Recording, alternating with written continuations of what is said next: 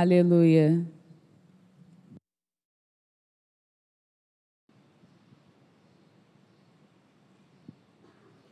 O Senhor esteja convosco. Proclamação do Evangelho de Jesus Cristo segundo Lucas. Naquele tempo, os publicanos e pecadores aproximaram-se de Jesus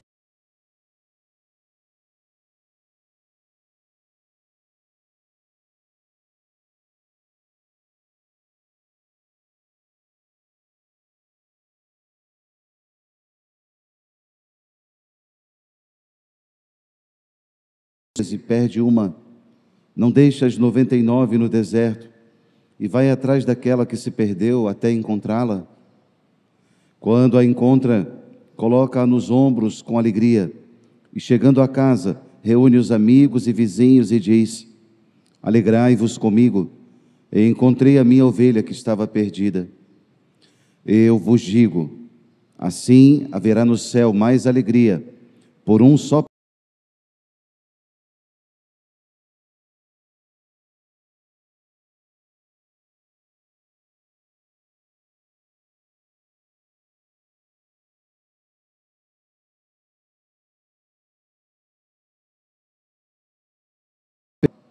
Quando a encontra, reúne as amigas e vizinhas e diz: Alegrai-vos comigo, encontrei a moeda que tinha perdido. Por isso eu vos digo, haverá alegria entre os anjos de Deus por um só pecador que se converte. Palavra da salvação.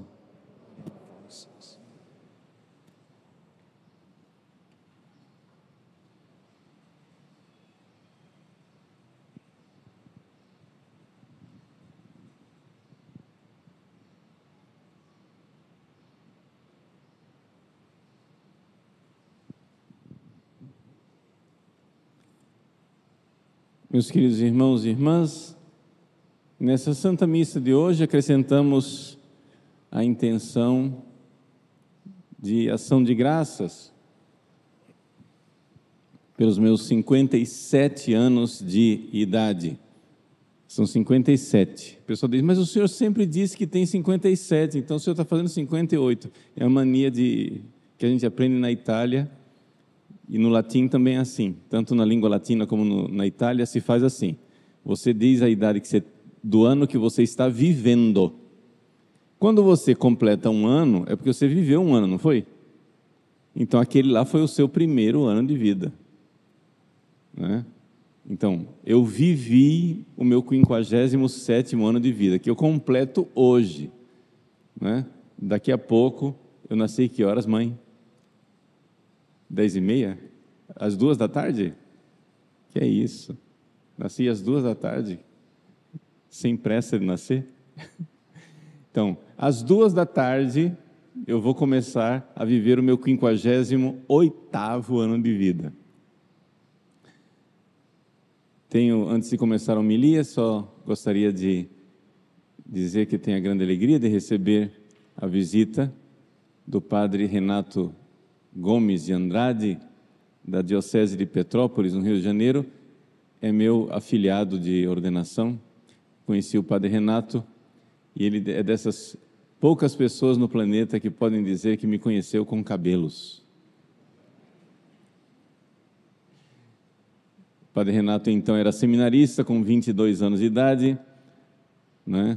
Eu tinha 30 de idade, há muitos cabelos atrás, e nos conhecemos. Depois ele me convidou para a ordenação dele, vai fazer 25 anos de padre. Muito obrigado, padre Renato, pelo carinho, pela gratidão e pela presença.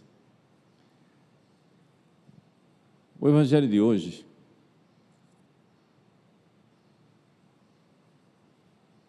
é o início das parábolas da misericórdia, capítulo 15 de São Lucas.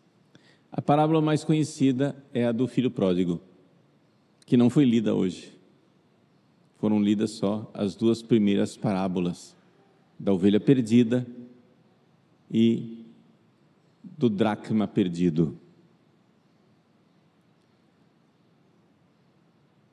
E essas duas parábolas, de fato, embora a parábola do filho pródigo seja mais tocante, a parábola da ovelha perdida e do dracma perdido talvez descrevam melhor aquilo que Deus fez na minha vida. Só para avisar, eu não sou o assunto da homilia. É o que Deus fez que é o assunto da homilia. O que Deus fez? Assim, eu não posso olhar para a minha vida e dizer assim, eu vivi a vida de um grande pecador que então se converteu e voltou para Deus. Eu até fui um menininho comportado, né? Só que o que acontece é aí que a gente deve valorizar a atitude de Deus. Quando a gente não se dá conta que talvez eu nunca tenha precisado fazer um grande movimento de voltar para a casa do Pai, como fez o filho pródigo. Mas Deus fez o constante movimento de me procurar perdido. Essas são as duas características das duas primeiras parábolas, essa grande atividade de Deus. O filho pródigo foi o filho pródigo que lá caiu em si, se arrependeu e disse: vou voltar para a casa do meu pai. Existem conversões assim.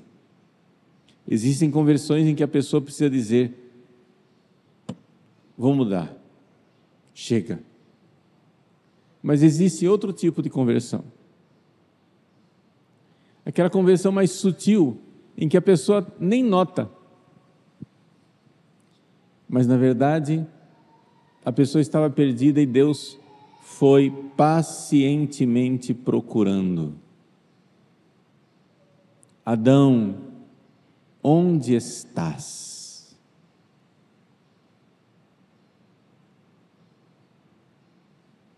Depois do pecado de Adão e Eva se esconderam de Deus. E foi Deus quem desceu à procura do homem. E isso é a grande verdade de toda a conversão. A iniciativa é sempre de Deus. Quando você estava escondido de Deus, Deus veio atrás de você. Você não notou, talvez, mas Ele estava procurando você. Adão, onde estás? Nós vivemos escondidos de Deus, esquecidos de Deus. Eu que tenho temperamento sanguíneo, não é? E que perco as coisas facilmente, sei o que é essa coisa de ficar procurando, né? Eu, antes de sair de casa, eu faço umas 4, 5 viagens entre o meu quarto e o carro. Tenho que levar tal coisa. Aí no meio do caminho eu lembro de outra, pego a outra, chego no carro, não peguei a primeira coisa que eu ia buscar, espera lá, deixa eu voltar lá. Pego a coisa, aí lembro de outra, e vou lembrando, e vou procurando, onde que eu pus aquilo? Pessoas que vieram a atendimento aqui na paróquia, dizem: cadê o padre? Desculpa, filho, eu me atrasei porque eu perdi a chave da casa, eu estava trancado em casa e não sabia sair. Atividade de procurar as coisas. E procurá-la com ansiedade e pressa de achar. Deus nos procura, mas não porque Ele seja sanguíneo e tenha esquecido de nós. Deus procura, varre a casa, ilumina os cantos, diligentemente vai atrás de nós, e vai atrás de nós nos rincões onde nós nos escondemos. nós nos escondemos de nós mesmos e de Deus. Onde você está quando você não está com Deus? Quando você não está com Deus, você está nas lonjuras de você mesmo. Quando você não está com Deus, você está longe de você. Onde você está quando não está com Deus? Deus então vem e encontra a casa vazia. Deus vem dentro da minha alma e pergunta: Paulo, cadê você? Última vez que eu estive aqui, você estava aí na sua alma, estava aí dentro. Você estava em você mesmo. O que você está fazendo lá longe? O que é que você está fazendo longe de você? Volta aqui. Nós somos como aqueles cachorros fujões. É só abrir o portão da casa que ele já sai correndo pela rua. E o dono atrás gritando: Fulano, volta aqui. Fulano, passa, volta, volta. Nós precisamos voltar e voltar para nós mesmos.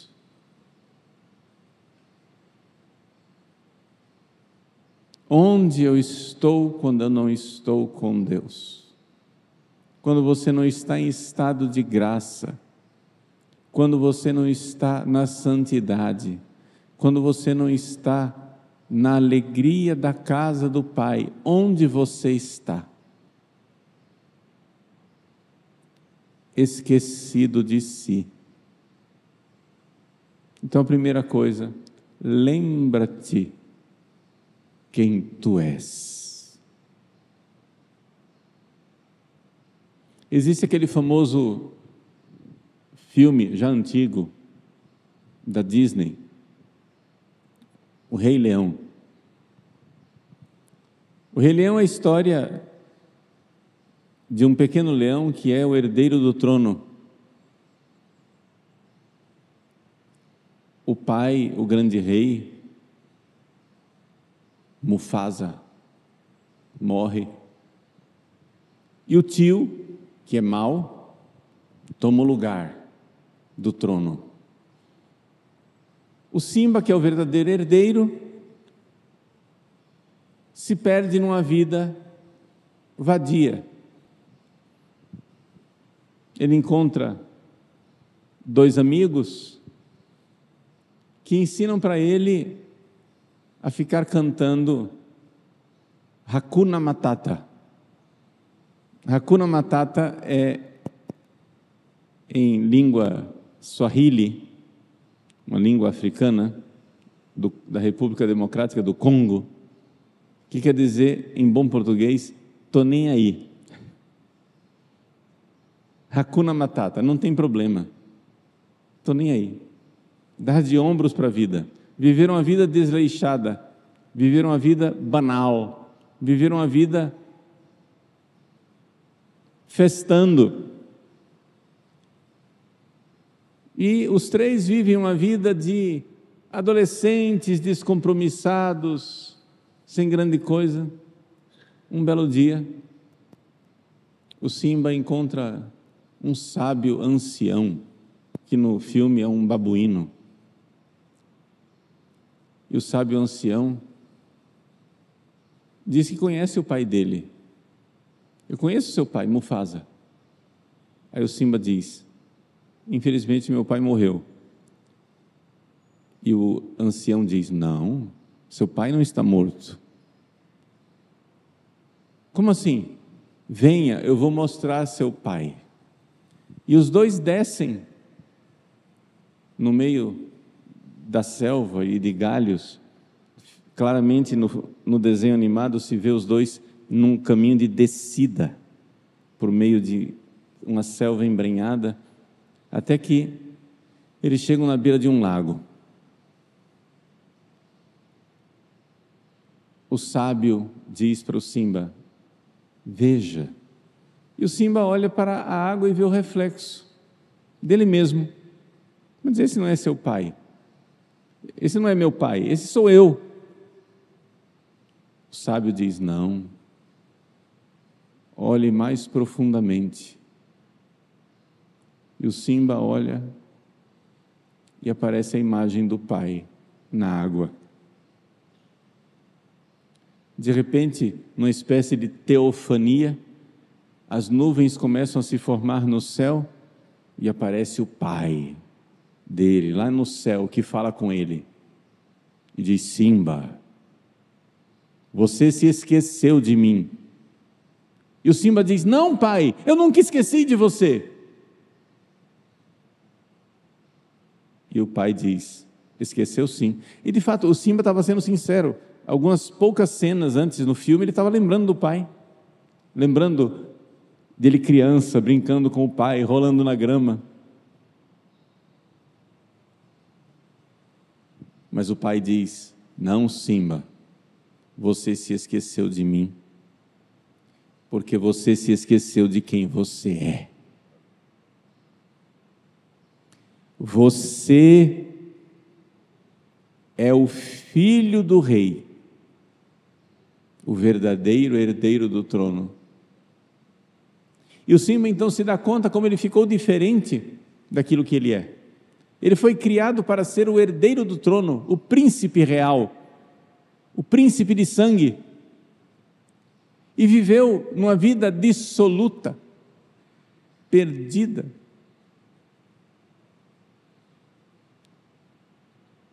E como eu faço para voltar a ser quem eu era, uma vez que eu mudei tanto, disse o Simba. E o pai diz: lembra-te, remember. E aí começa o vento, as nuvens se desfazem, e o Simba sai correndo atrás da imagem fugidia do pai, e aquela voz solene vai se perdendo e dizendo: remember, lembra-te de quem tu és. Quem sou eu?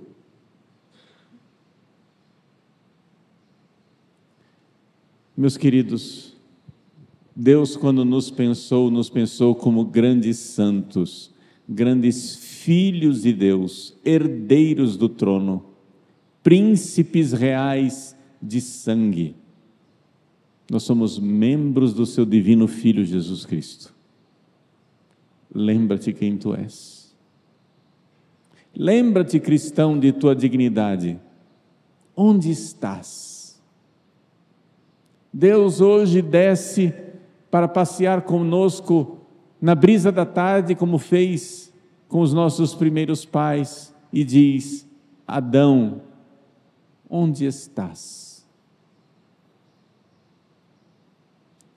Onde você está quando você não está com Deus?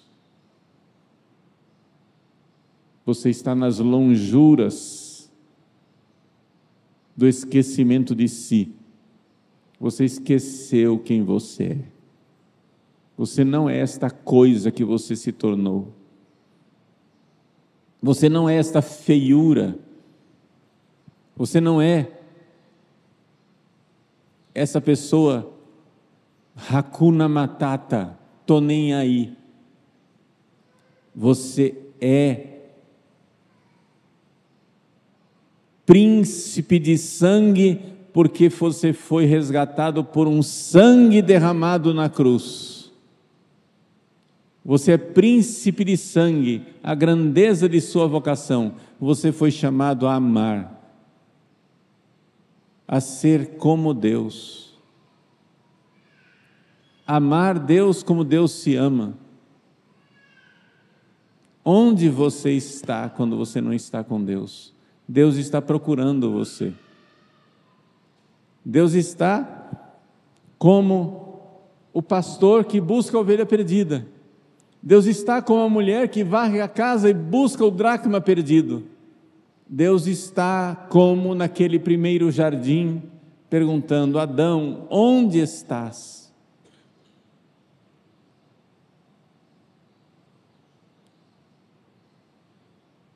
Deus tem um sonho para mim, e esse sonho não começou há 57 anos atrás. Deus pensou em mim desde toda a eternidade, e me pensou no céu, como um grande santo.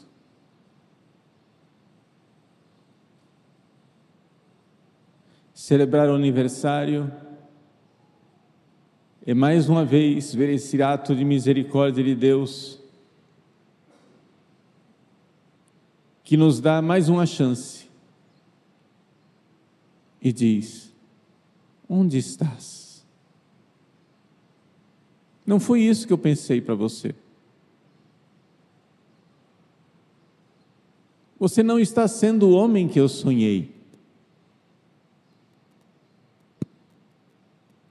Deus entra na minha alma e encontra a casa vazia. Para onde foi o Paulo? Volta aqui. Volta para casa. Volta para você. Volta para a sua vocação. Volta para a grandeza do amor.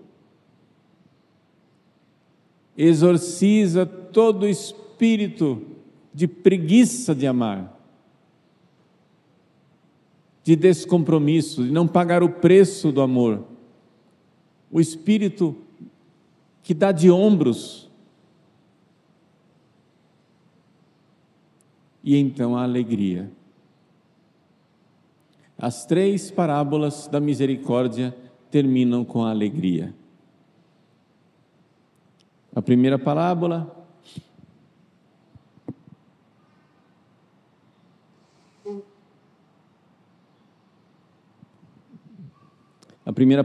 da ovelha perdida termina dizendo: alegrai-vos comigo, encontrei a minha ovelha que estava perdida. A segunda parábola do dracma perdido termina a mulher dizendo: alegrai-vos comigo, encontrei a moeda que tinha perdido. A terceira parábola, que é a do filho pródigo, ela termina dizendo que seu irmão estava perdido e foi reencontrado. Convinha nós nos alegrarmos e fazermos festa, porque ele estava perdido e foi reencontrado, estava morto e voltou à vida. Alegria. As 3 parábolas terminam em alegria. A alegria de Deus, a alegria dos anjos, a alegria do céu de nos ver voltar para casa. Alegria. Deus se alegra ao ver nosso passo de voltar para casa, de voltar a quem nós somos, voltar ao sonho de Deus para nós. Deus se alegra conosco. Se alegra por nós, por nossa causa. Nós somos causa de alegria. A palavra alegria em grego, que é usada aqui, o verbo chairo, é o mesmo verbo para dizer alegria, para dizer graça. O português tem isso também, né? Uma coisa tem graça, uma coisa engraçada. Alegria tem uma certa conotação, graça e alegria estão juntos, não é? Mas é a expansão da alma quando vê o seu objeto amado. O verbo chairo tem essa ideia de uma surpresa, um voltar-se para alguma coisa e uma expansão da alma. Então é esse gesto aqui, né? É um duplo gesto. A graça, ela desce do céu. Deus vem ao nosso encontro. Ele busca, como a mulher que busca o dracma, como o pastor que busca a ovelha, como o pai que estava na janela e ao longe viu o filho inclinar-se favoravelmente e expandir a alma. A alegria de Deus de nos ver, aquela grande, como se fosse possível Deus se surpreender. Ele se surpreende quando nos encontra. Inclinar-se favoravelmente e expandir a alma. Esse é o movimento de Deus, esse é o movimento do céu ao se alegrar conosco.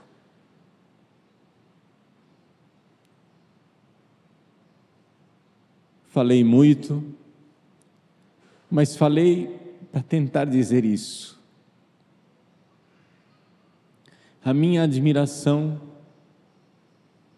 de ver Deus, depois de 57 anos, ainda me procurar, ainda vir ao meu encontro, continuar vasculhando a casa, procurando a mim, e quando me encontra, a mesma surpresa de sempre, como se fosse o primeiro dia. Esse inclinar-se favorável e se expandir. Existe mais alegria no céu por um único pecador do que por 99 justos que não precisam de serem encontrados.